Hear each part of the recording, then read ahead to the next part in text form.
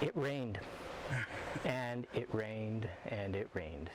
The water has come up by the store, and it is above the handle on the liquor store door at this point. And I couldn't really fathom that in my head. There's been a building in this spot for 100 years, and that's never happened before. We watched the pumpkin crop float by. They float very well. Bottle gas tanks were floating down the middle of the road. It just was destruction that, you know, you're not accustomed to seeing. You know, we've seen some floods in our day here.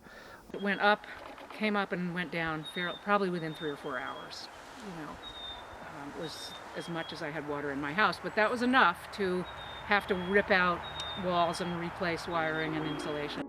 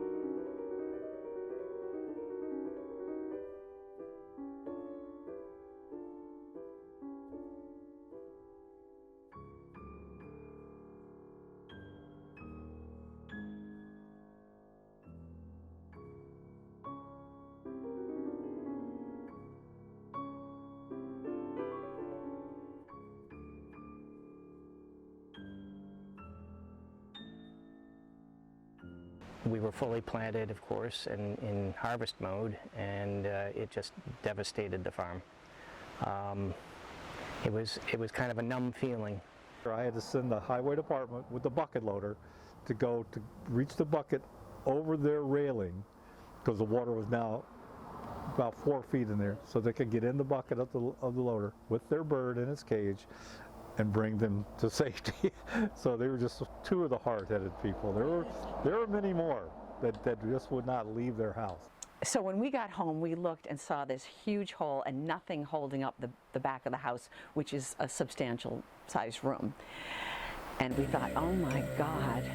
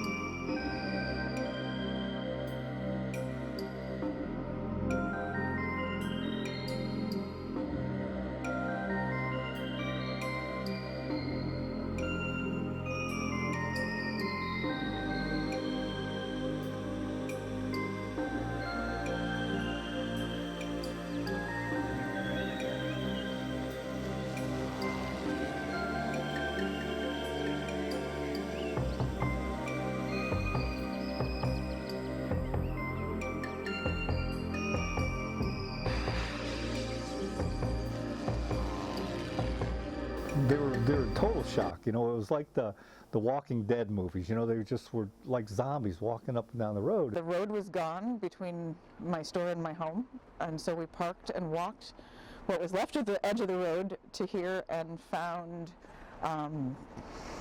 upside down refrigerators and a mud-filled room. And then I said, holy cow, there's nothing holding this thing up. We got to get to work.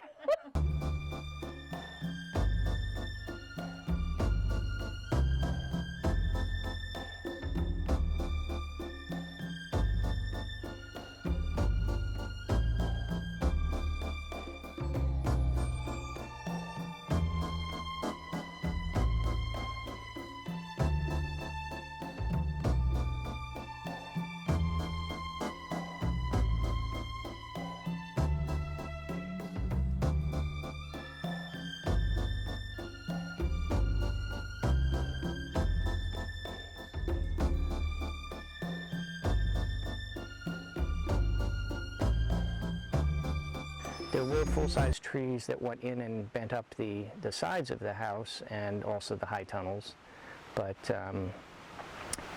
mostly it was just filth and silt. We didn't have power. We were able to borrow a generator. We had fans that I swear were like 747 jet engines in the basement trying to dry that out. Fans in the house, windows open, but it was everything was so damp, it was so humid at the end of August then that things were, the piano is where I got mold and mildew. Feeling at first is like devastation and don't know what to do, but then adrenaline makes you pick up and figure out what to do.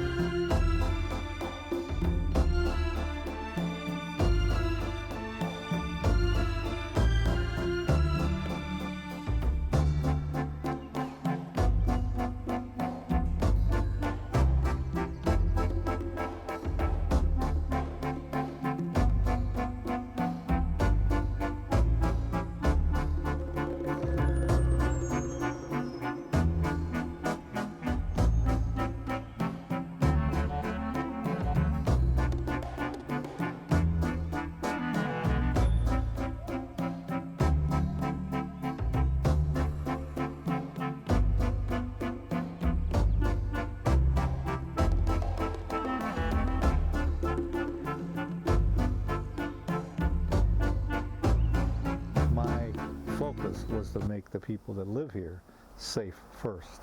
You know, it was beautiful black silt like this, you know, and 2 days later it was all cracked like a desert floor, but, you know, it was beautiful stuff. We lost 30 feet of riverbank. We're looking at the river now. Our bank went 30 feet out, this gentle slope down to the river. It was a beautiful spot.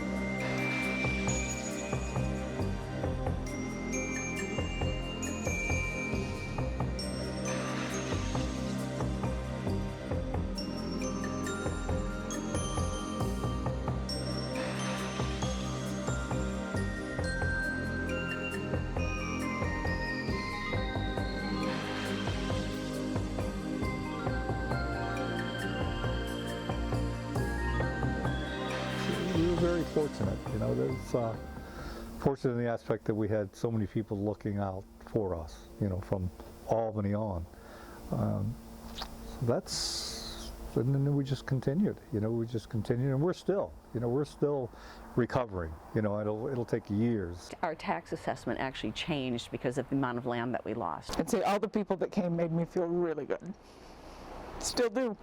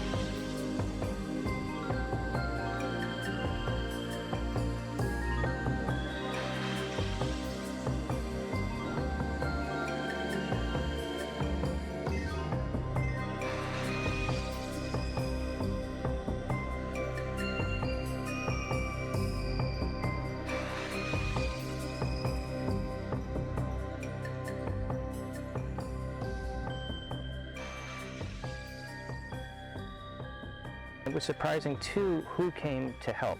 That was one of the most touching things of it, was that people from town, tourists, Ausable Club, people you've never met, What can we do to help you?